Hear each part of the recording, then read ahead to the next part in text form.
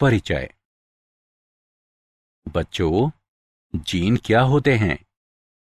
Gene आनुवंशिकता की इकाई है जो निश्चित लक्षणों की अभिव्यक्ति की जानकारी स्थानांतरित करने के लिए जनकों से संततियों में स्थानांतरित किए जाते हैं। बिल्कुल सही। क्या तुम इस चित्र में दर्शाई गई संरचना की पहचान कर सकते हो? यह एक गुणसूत्र है। तुम सही कह रहे हो। हम जानते हैं कि जीन निश्चित विशेषकों की अभिव्यक्ति को प्रभावित करते हैं। इसी तरह गुणसूत्र भी एक लक्षण की वंशागति को प्रभावित करते हैं।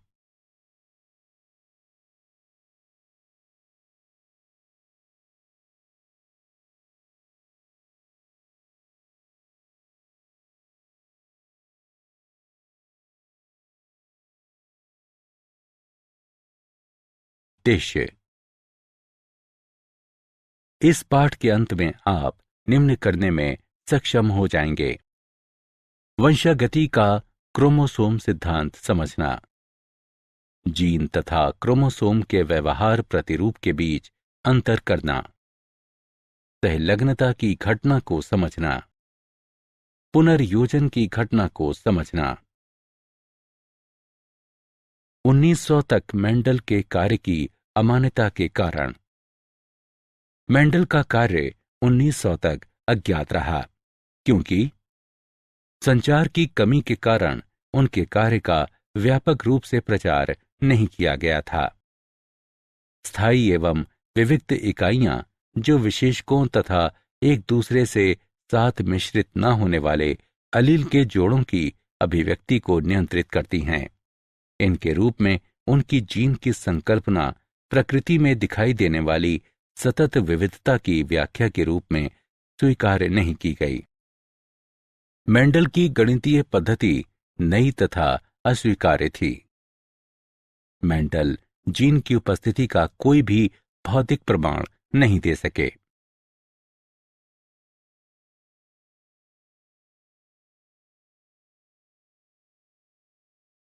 क्रोमोसोम यानी गुणसूत्र की खोज।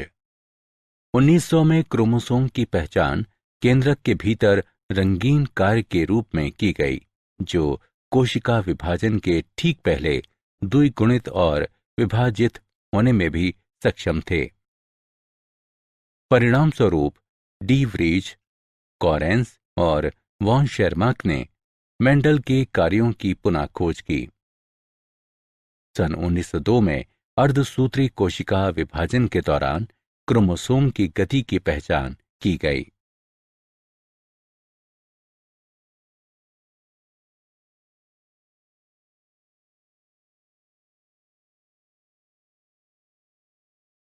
जीन और क्रोमोसोम। जीन युग्म के दो अलील समजात क्रोमोसोम पर समजात स्थलों पर स्थित होते हैं।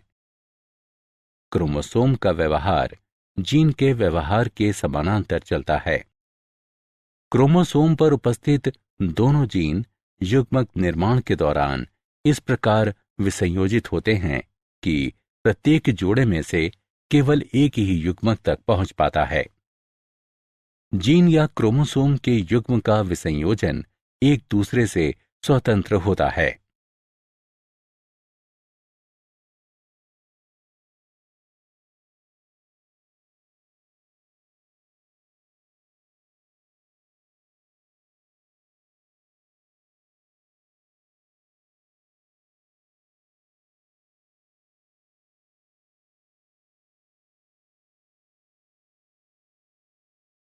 गुणसूत्रों का स्वतंत्र अपव्यूहन।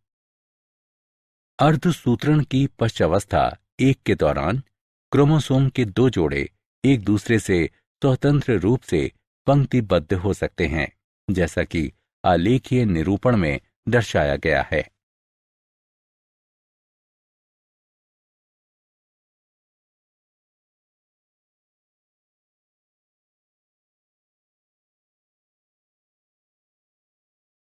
वंशागति का क्रोमोसोम सिद्धांत। सटन और बोवेरी ने सन 1902 में स्वतंत्र रूप से वंशागति का क्रोमोसोमवाद या क्रोमोसोम सिद्धांत प्रस्तुत किया।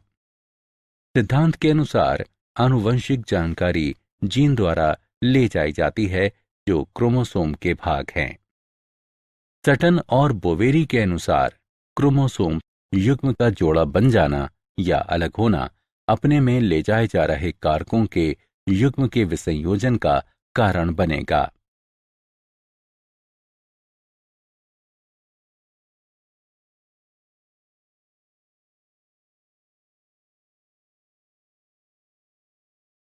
वंशागति का क्रोमोसोम सिद्धांत का प्रयोगात्मक सत्यापन।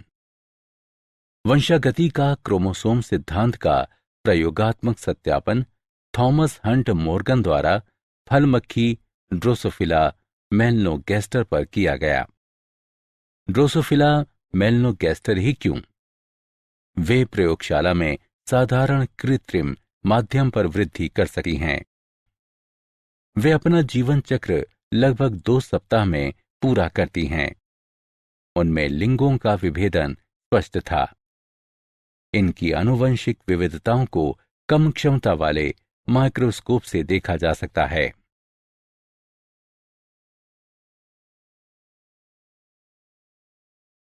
सहलग्नता।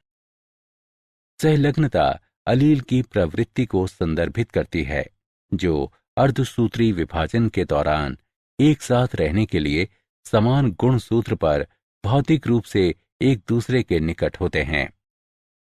सहलग्न जीन स्वतंत्र अवयवन नहीं दर्शाते हैं।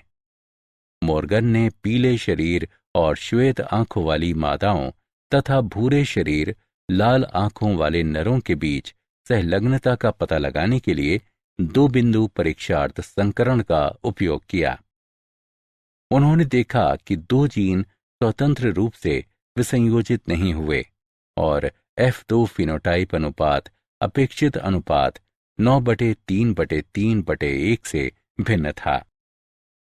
मॉर्गन ने देखा कि ड्रोसोफिला में आंखों का रंग लिंग सहलग्न था, जैसा कि आरेख में दर्शाया गया है।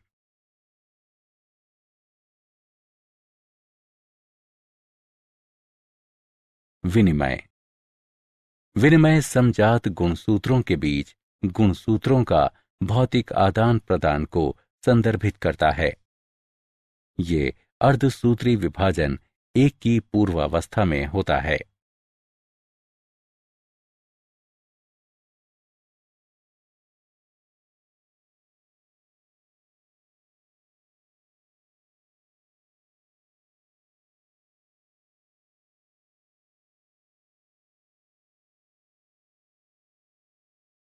विनिमय तथा आनुवंशिक पुनर्योजन। विनिमय के परिणाम स्वरूप समजात युग्मों के बीच आनुवंशिक जानकारी का पुनर्योजन होता है। पुनर्योजन अर्धसूत्री विभाजन के दौरान समान गुणसूत्र पर अलील के आनुवंशिक अभिव्यूहन को संदर्भित करता है। सहलग्न जीन कम पुनर्योजन आवृत्ति दर्शाते हैं क्योंकि ये जीन स्वतंत्र रूप से अपव्यूहित नहीं होते हैं। 2 सहलग्न जीन के बीच की दूरी का निर्धारण तब होता है जब वे विनिमय या आवृत्ति दर्शाएंगे। आनुवंशिक मानचित्रण। सहलग्नता मानचित्र गुणसूत्र पर उपस्थित जीनों की व्यवस्था के अनुरूप होता है। समान गुणसूत्र पर उपस्थित जीन युग्मों के बीच पुनर्योजन आवृत्ति का उपयोग जीनों के बीच की दूरी मापने तथा गुणसूत्र पर इनकी स्थिति का मानचित्र बनाने के लिए किया जा सकता है। आनुवंशिक मानचित्र दूरी बराबर पुनर्योजन युग्मकों की संख्या गुणा 100 बटे कुल युग्मक। आनुवंशिक मानचित्र दूरी सेंटीमोर्गन में मापी जाती है।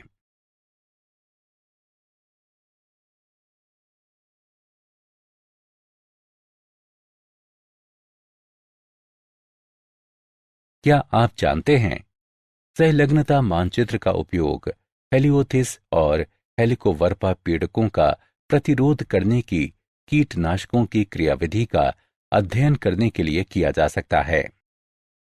सहलग्नता मानचित्र एक विशिष्ट विभेद में विशिष्ट कीटनाशक का प्रतिरोध करने में योगदान करने वाले सहलग्नता समूहों की संख्या का निर्धारण और उनकी पहचान करता है। सारांश। आइए हमने जो कुछ सीखा है उसे संक्षेप में दोहराएं। सटन और बोवेरी ने सन 1902 में स्वतंत्र रूप से वंशागति का क्रोमोसोमवाद या क्रोमोसोम सिद्धांत प्रस्तुत किया। सिद्धांत के अनुसार आनुवंशिक जानकारी जीन द्वारा ले जाई जाती है जो क्रोमोसोम के भाग हैं। मेंडल का स्वतंत्र अवयूहन का नियम उन जीनों के लिए सत्य नहीं हुआ जो समान गुणसूत्रों पर स्थित थे। ये जीन सहलग्न जीन कहलाते थे।